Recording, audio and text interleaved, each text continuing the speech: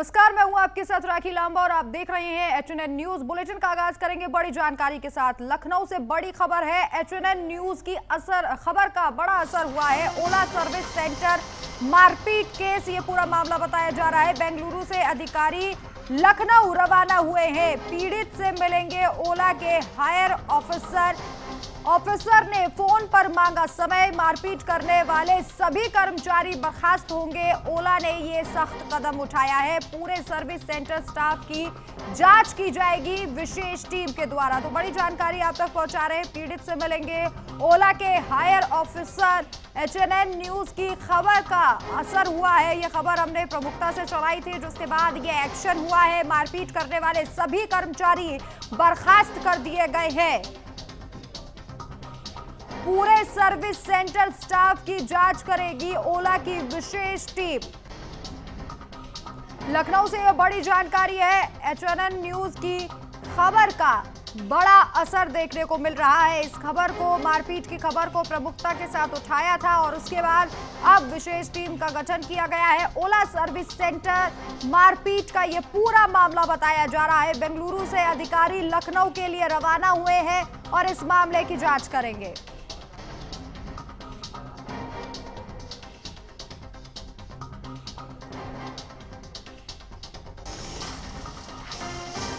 लखनऊ से ये बड़ी जानकारी है, जहां एचएनएन न्यूज की खबर का बड़ा असर देखने को मिला है। दमदार असर हुआ है। पीड़ित से मुलाकात के लिए ओला के हायर ऑफिसर निकल चुके हैं। बेंगलुरु से लखनऊ के लिए रवाना हो गए हैं। पीड़ितों से मुलाकात की जाएगी। ओला सर्विस सेंटर में मारपीट का ये पूरा मामला बताया जा रहा है। इस खबर को प्रमुखता से दिखाया गया था। और वहीं लखनऊ में आयोजित उत्तराखंड महोत्सव 10 दिवसीय ऐतिहासिक उत्तराखंड महोत्सव। आपको बता दें कि सीएम योगी आदित्यनाथ इस कार्यक्रम में शामिल होंगे। तो बड़ी जानकारी आप तक पहुंचा रहे। 10 दिवसीय ऐतिहासिक उत्तराखंड महोत्सव है। मुख्यमंत्री योगी आदित्यनाथ इस कार्यक्रम में शामिल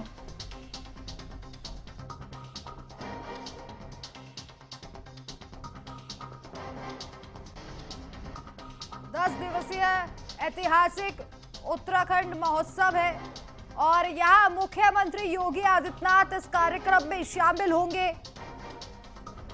बड़ी जानकारी, लखनऊ में आयोजित उत्तराखंड महोत्सव में मुख्यमंत्री, यूपी के मुख्यमंत्री योगी आदित्यनाथ पहुंचेंगे। भव्य स्वागत की तैयारियां कर ली गई है। और आपको यह भी बता दें कि उत्तराखंड के गठन को 25 वर्ष पूरे होने पर कार्यक्रम का आयोजन किया जा रहा है और कई कार्यक्रम आयोजित किए भी जा चुके हैं। और अब यूपी के मुखिया योगी आदित्यनाथ जो है वो पहुंचेंगे। 10 दिवसीय महोत्सव है उत्तराखंड महोत्सव, लखनऊ में आयोजित उत्तराखंड महोत्सव, और यहां पर पहुंचेंगे मुख्यमंत्री योगी आदित्यनाथ।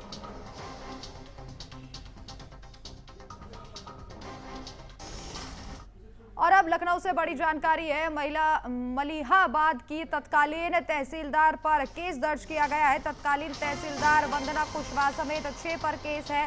रिश्वत लेकर फर्जी दाखिल खारिज करने का गंभीर आरोप है। 15 फरवरी 2024 को गलत दाखिल खारिज करने का आरोप लगाया गया है। तहसीलदार वंदना कुशवाहा और लेखपाल पर आरोप है। डीसीपी उत्तरी भोपाल कृष्णा चौधरी के आदेश पर एफआईआर दर्ज की गई है। दाखिल खारिज घोटाले में कार्रवाई तेज हो गई है और पुलिस ने जांच शुरू कर दी है। और वहीं लखनऊ में चलती कार में भीषण आग लग गई। आग लगने से इलाके में अफरा तफरी मच गई है। आग लगने के चलते कार जलकर खाक हो गई। दमकल विभाग की टीम ने आग पर काबू पाया।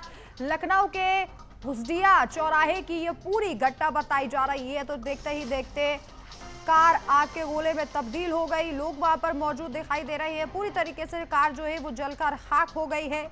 आग लगने से आसपास के इलाके में अफरा तफरी मच गई। दमकल विभाग को सूचना दी गई, जिसके बाद जैसे तैसे आग पर काबू पाया गया है। एचएनएन पर एक्सक्लूसिव तस्वीरें आप देख सकते हैं।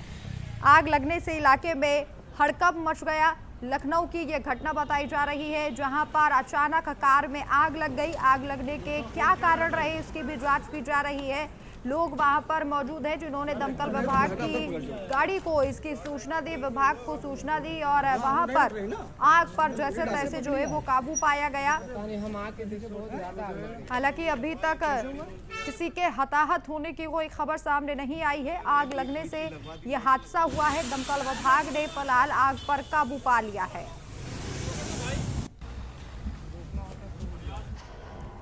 और वहीं मुजफ्फरनगर से एक दिल दहलाने वाली घटना सामने आई है, जहां गन्ने से भरा ट्रक अचानक एक कार पर पलट गया। हादसे में कार सवार 2 लोग ट्रक के नीचे दब गए। पुलिस और स्थानीय लोगों ने कड़ी मशक्कत के बाद दोनों घायलों को सुरक्षित बाहर निकाला। घटना के बाद ट्रक चालक वहां से फरार हो गया और पुलिस उसे पकड़ने के लिए कार्रवाई में लगातार जुटी हुई है।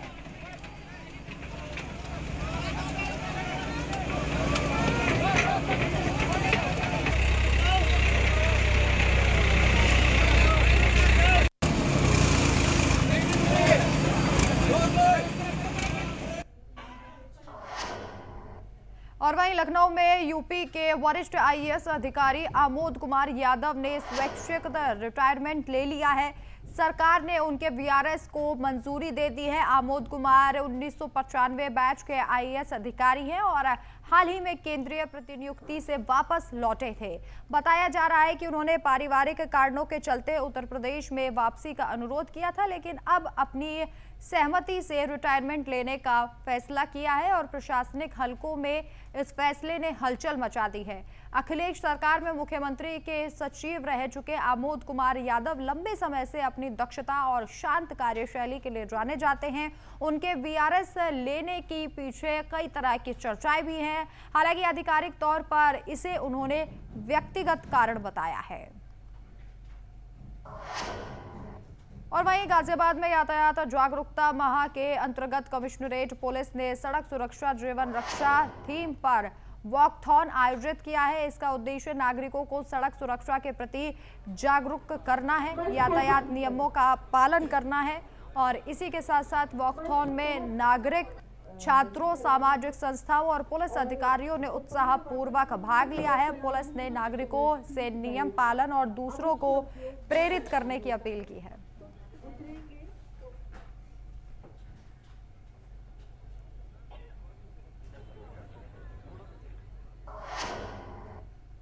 और वहीं एटा में तेज रफ्तार का कहर देखने को मिला है, जहां एक तेज रफ्तार वाहन ने पैदल जा रहे होमगार्ड को रौंद दिया है, जिससे उसकी दर्दनाक मौत हो गई। घटना के बाद मौके पर पहुंचे पुलिस ने शव को कब्जे में लेकर पोस्टमार्टम के लिए भेज दिया है और मामले की जांच पड़ताल शुरू कर दी है।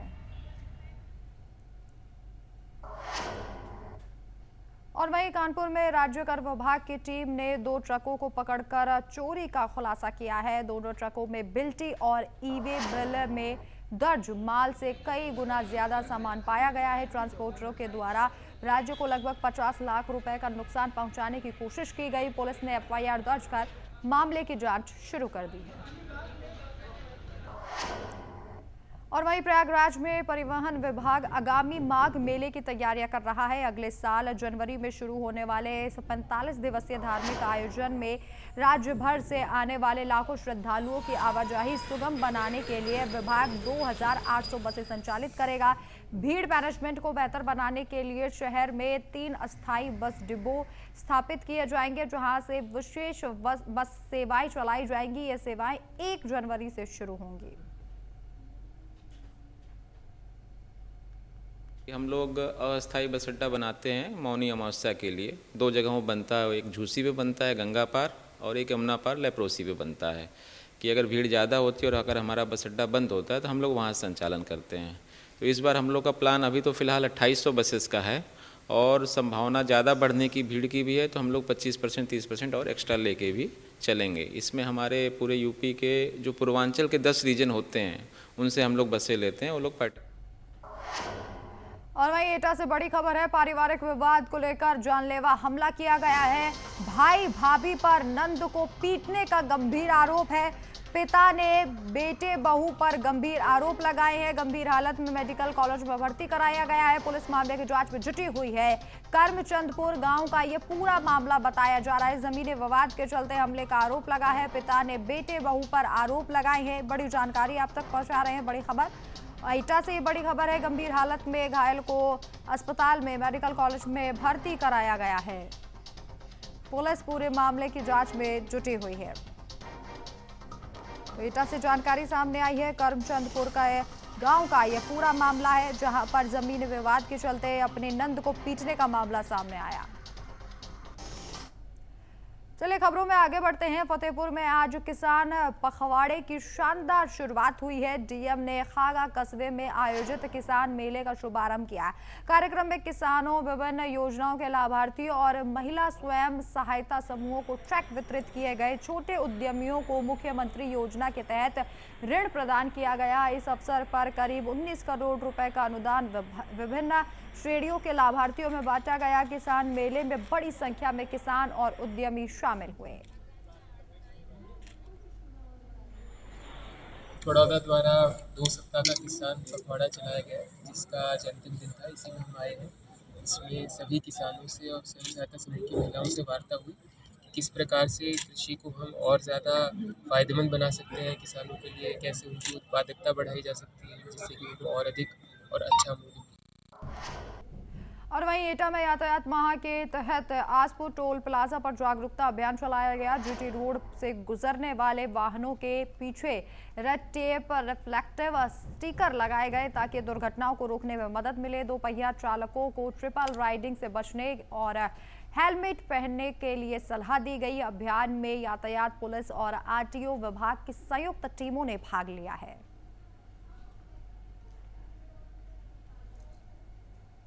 हुआ सर, क्या कहना चाहेंगे? प्रत्येक वर्ष की तरह इस वर्ष भी यातायात माह का आगमन हुआ है और हम लोग जो है पुलिस विभाग, परिवहन विभाग, शिक्षा विभाग, सभी विभाग मिलकर जो है इस वर्ष यातायात माह को हम लोग बढ़िया से आगे बढ़ा रहे हैं। अभी आज के जो कार्यक्रम हुआ है, इसमें हम लोगों ने टोल प्लाजा पे तमाम गाड़ियों पर रेड रोड टेप लगाए हैं, जिससे गाड़ियों के पीछे जब कोई वाहन आए तो उससे दिखाई दे कि कौन सा वाहन सामने चल रहा है, जिससे एक्सीडेंट में। और वहीं लखनऊ में बिजली व्यवस्था में बड़ा बदलाव हुआ है। नई वर्टिकल बिजली व्यवस्था लागू की गई है। अब हर काम के लिए एक ही अफसर जिम्मेदार होगा। घर दुकान पर बिजली चोरी की जांच नहीं कर सकेंगे। बिजली विभाग की नई व्यवस्था में पारदर्शिता बढ़ी है। उपभोक्ताओं की परेशानियों में कमी की उम्मीद अब देखी जा रही है। तो बड़ी जानकारी आप तक पहुंचा रहे, घर दुकान पर बिजली चोरी की जांच नहीं कर सकेंगे, एक ही अफसर होगा।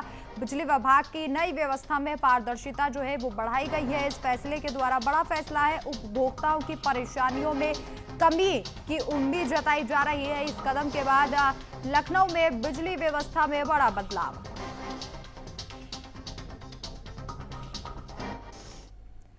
चलिए खबर लखनऊ से है, जहां रक्षा मंत्री राजनाथ सिंह ने बीजेपी राज्यसभा सांसद संजय सेठ के घर पहुंचकर उनकी माताजी के निधन पर शोक व्यक्त किया है। इस दौरान उन्होंने सांसद सेठ के पिताजी से भेंट की और उनका हालचाल भी जाना। तो संजय सेठ की माताजी का निधन हुआ था और राजनाथ सिंह वहां पर पहुंचे, परिवार का ढांढस बंधाया और संवेदना जो है वो व्यक्त की है। रक्षा मंत्री राजनाथ सिंह सांसद संजय सेठ के घर पहुंचे हैं। तस्वीर आपको दिखा रहे हैं, लखनऊ की ये तस्वीर है जहां पर उनकी माता का निधन हुआ था। राजनाथ सिंह परिवार से मुलाकात करने के लिए पहुंचे हैं और माताजी के निधन पर उन्होंने दुख भी जताया है। उनके परिवार के हर मेंबर से उन्होंने मुलाकात की है। संजय सेठ की माता का दुखद निधन हुआ था।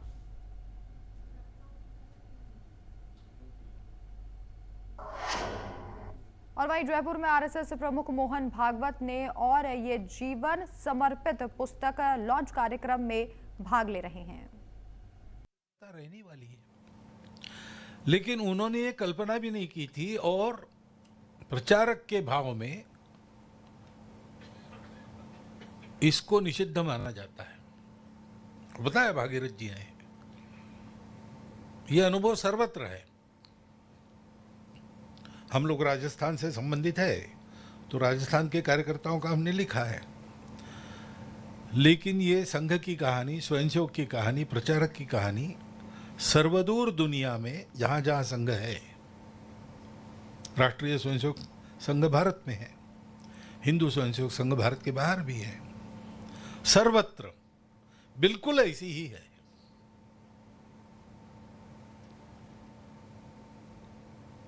और इसलिए लगता है कि ये क्यों, क्या करना है हमारा चरित्र लिखकर, हम इसके लिए निकले थे क्या? क्योंकि प्रचारक का समर्पण ये केवल समय का समर्पण नहीं रहता, वो तो सब कुछ दे देता है, और मैं दे रहा हूं ये भी दे देता है।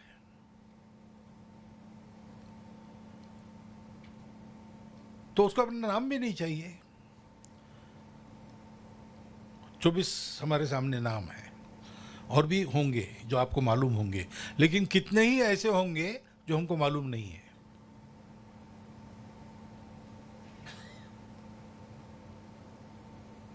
ऐसी बहुत बड़ी संख्या है, और सबके प्रति हमारे मन में कृतज्ञता स्वाभाविक है, लेकिन उन्होंने तो अपना सब कुछ दे दिया। हम शब्द उपयोग करते आत्मविलोप, वास्तव में आत्मविलोप है। जो संघ कार्य के भाव को नहीं समझते, ऐसे बाहर के लोग इसको लेके टीका टिप्पणी भी करते हैं कि संघ बिन चेहरे के लोगों को बताता है, बनाता है। हाँ ठीक है, हमने अपना चेहरा उजागर करने के लिए संघ कार्य का वर्ण नहीं किया है। तेरा वैभव अमर रहे मां, हम दिन चार रहे न रहे, ये हमारा भाव है। बच्छराज जी व्यास वो भी आए थे, उन्हीं की कविता है, ध्येय साधना अमर रहे। ऐसे हम हैं। अब संघ की स्थितियां बदल गई।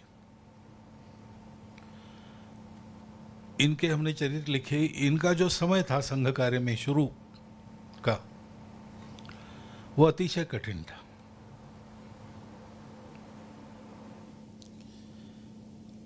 मनुष्य प्रचारक निकले ऐसी कोई परिस्थिति नहीं थी। संघ का काम भी छोटा ही था, उपेक्षित था। बहुत लोग हंसते थे संघ के कार्य पर, डॉक्टर हेडगेवार पर भी हंसते थे। नाक साफ कर नहीं सकते ऐसे बच्चों को लेकर ये राष्ट्र निर्माण करने चले हैं, ऐसा उपहास होता था। विचार अमान्य था। हिंदू संगठन मेंढक तोलने जैसी बात है, हो नहीं सकता। हिंदू को काय को जगा रहे, मृत जाति है।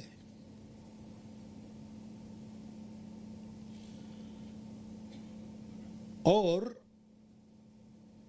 काम करने के लिए शरीर चले, इसकी भी व्यवस्था नहीं थी। मैंने बताया दिल्ली के भाषण में, वो सत्य प्रसंग है। जिंजर डे जी नाम के प्रचारक थे, उनको भेजा, भागलपुर भेजा। कुछ था नहीं पास में, मुश्किल से डॉक्टर साहब ने 5 रुपए जमा करके टिकट निकाला भागलपुर का, 3 रुपए 12 आने टिकट हुआ, शेष पैसा उनके पास था 1.25 रुपया। परिचय नहीं, कुछ नहीं। तो निवास का प्रबंध कैसे किया? पटना से एक लोकल आती थी भागलपुर, रात भर पड़ी रहती थी, सुबह निकल जाती थी वापस पटना। उसमें वो रात को रहते थे, स्टेशन की सुविधाओं का ही उपयोग करते थे, और दिन भर फिर नगर में घूमते थे, इस घर से उस घर। कहाँ टिकना ये सवाल नहीं, प्रश्न ही नहीं, क्योंकि जाना ही है सबके यहाँ। भोजन की व्यवस्था नहीं थी, तो 1 पैसे का चना उस समय सेर भर मिलता था, तो 3 दिन 1 सेर भर चने में अपना काम चलाते थे। वो 1.25 रुपया बचा था ना, 1 पैसा निकालना उसका। ये वास्तविकता है, ये सत्य स्थिति है। यही भी बताया मैंने कि एक स्वयंसेवक के घर कुछ पर्व त्योहार के लिए बुलाना था किसी को, ब्राह्मण को बुलाना था, वो ब्राह्मण थे, उसको पता चला, उसने बुलाया, ये गए। भोजन करते समय माताजी तो मोहन भागवत को आप सुन रहे थे, जो एक पुस्तक के विमोचन के लिए पहुंचे थे, और यहाँ पर उन्होंने आरएसएस के लोगों का जीवन कैसा होता है इसके बारे में विस्तार से चर्चा की, और बताया कि आरएसएस जो संगठन है वो कितने संघर्षों के साथ लगातार आगे बढ़ रहा है। चलिए खबरों में आगे आपको बताते हैं कि यूपी सरकार ने एक बड़ा फैसला लिया है। कर्मचारियों के स्वास्थ्य को लेकर यह बड़ा फैसला लिया गया है, बड़ा कदम उठाया गया है। कर्मचारियों की परेशानी पर श्रम विभाग ने संज्ञान लिया है। मॉल और रिटेल स्टोर में आराम व्यवस्था अनिवार्य कर दी गई है। श्रम विभाग की तरफ से ये कहा गया है, मॉल शोरूम के कर्मचारियों को अब मिलेगा आराम का हक। हर आधे घंटे पर 2 से 5 मिनट आराम अनिवार्य है। बैठने की सुविधा देना होगा, ये जरूरी कर दिया गया है श्रम विभाग के द्वारा। अब शोरूम मालिकों की मनमानी नहीं चलेगी। केरल, तमिलनाडु के बाद अब यूपी में भी ये नई व्यवस्था लागू कर दी गई है कि अब हर कर्मचारी को बैठने की व्यवस्था करनी पड़ेगी और हर 2 घंटे में 5 से 10 मिनट का रेस्ट जो है, 2 से 5 मिनट का रेस्ट जो है वो देना अनिवार्य होगा। पहले केरल और तमिलनाडु में ये नियम था, लेकिन अब श्रम विभाग के द्वारा यूपी में भी ये नियम लागू किया गया है। और वहीं कौशाम्बी में मजनपुर तहसील परिसर में लेखपालों का आंदोलन तेज हो गया है। बड़ी संख्या में लेखपाल तहसील पहुंचे और अपनी लंबित मांगों को लेकर धरना प्रदर्शन शुरू कर दिया है। लेखपाल का कहना है कि वर्षों से वेतन, भत्ते, पदोन्नति और पेंशन सुधार से जुड़ी विसंगतियां लंबित पड़ी हैं, लेकिन सरकार की ओर से कोई ठोस कदम नहीं उठाया गया। आंदोलन कर रहे लेखपालों ने ग्रेड पे 2800 की स्वीकृति, पदोन्नति के अधिक अवसर, भत्तों में वृद्धि, पदनाम परिवर्तन, अंतरमंडल स्थानांतरण यानी कि ट्रांसफर, पेंशन सुधार जैसी मांगों को तत्काल प्रभाव से लागू करने की अपील की है।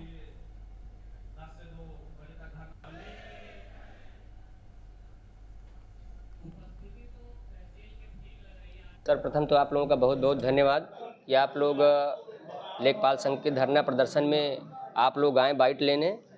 पिछले कई सालों से उत्तर प्रदेश लेखपाल संघ की विभिन्न मांगों को लेकर के हम लोग लगातार शासन स्तर पर और परिषद स्तर पर अपनी समस्याओं को पत्राचार के माध्यम से और धरना प्रदर्शन के माध्यम से अपील कर चुके हैं, पत्र दे चुके हैं, लेकिन अभी भी विगत कई वर्षों से हमारी वो लंबित मांगें अभी तक पूर्ण नहीं हुई, जिसमें प्रमुख रूप से एसीपी विसंगति, वेतन उच्चीकरण, कई भत्ते जो हमारे हैं जैसे साइकिल भत्ता और स्टेशनरी भत्ते हैं, और प्रमोशन में हम लोगों के लिए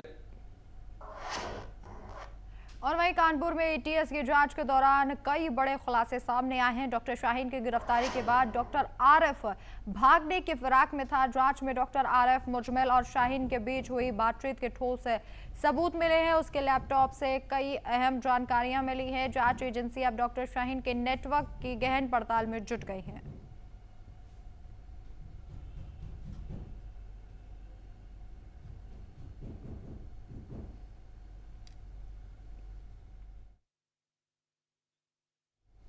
तो एटीएस शाहीन के नेटवर्क जहां से तार जुड़े हैं वहां पर दबिश दी जा रही है और अब बड़ा खुलासा हुआ है। डॉक्टर आरिफ भागने के फिराक में था। और वहीं लखनऊ नगर आयुक्त ने शहर के विकास कार्यों को गति देने के लिए जोन 7 और जोन 8 के कई स्थानों का निरीक्षण किया। उन्होंने जोन 8 में आयोजित होने वाली आगामी कार्यक्रम की तैयारियों का जायजा लेते हुए मंच निर्माण, साज सज्जा और व्यवस्था से जुड़ी सभी कार्यों की बारीकी से समीक्षा किया। इसके बाद उन्होंने जोन 7 की गौशाला का निरीक्षण किया। चलिए फिलहाल इस खास बुलेटिन में इतना ही, लेकिन आप देखते रहिए HRN न्यूज़। नमस्कार।